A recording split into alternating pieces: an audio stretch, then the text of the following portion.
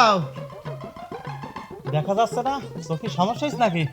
না মানে মনে গাছ কাটতে যাও? হ্যাঁ, গাছ কাট। কেন, কি গাছ? এই সব গাছ কেটে পরিষ্কার করে দেবে এখানে। একটা কিছু করতে হবে না, একটা কাজে লাগাবো আর কি। কি কি করবা, কি করবা? এটা এনজিও করার একটা ইচ্ছা আছে, আমার একটা এনজিও আছে তো, এনজিওর এখানে একটা অফিস তৈরি করবো।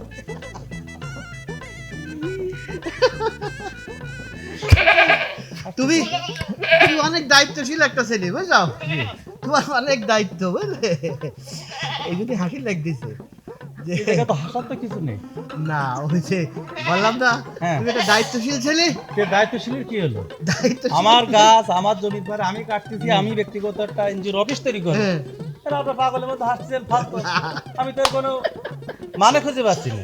শোনো, আমি দায়িত্বশীল কেন বলেছি শোনো। হ্যাঁ। আমি দায়িত্বশীল বলেছি এই কারণে, একটা সময় ছিল যখন ওই বিভিন্ন গাছ কাটা, জমি দখল করা, টেন্ডারবাজি করা, বেশ দখল করা, এই দখল করা, এর আগে যে সরকার ছিল না, ওই সব ওরা করতো।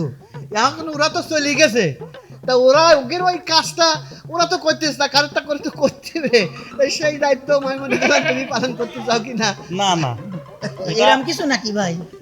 না, এটা আমার সম্পূর্ণ ব্যক্তিগত একটা ইচ্ছা হয়েছে। হ্যাঁ। আমি এখানে একটা অফিস তৈরি করব।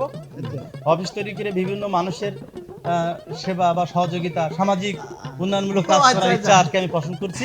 সেই জন্য আমি গাছটা এখানে আচ্ছা, তো ওই তুমি যে অফিস বানাবা, জি জি, মানে কোনো এনজিও টেনজিও এরকম কিছু? আমার সেটাই তো বললাম, আমার একটা এনজিও আছে, একটা এনজিওর অফিস তৈরি করব। ও আচ্ছা আচ্ছা। তাই এনজিওর নাম কি তোমার একটু কও দিন? আমার এনজিও নাম হলো বৃক্ষ নিধন প্রতিরোধ সংঘ।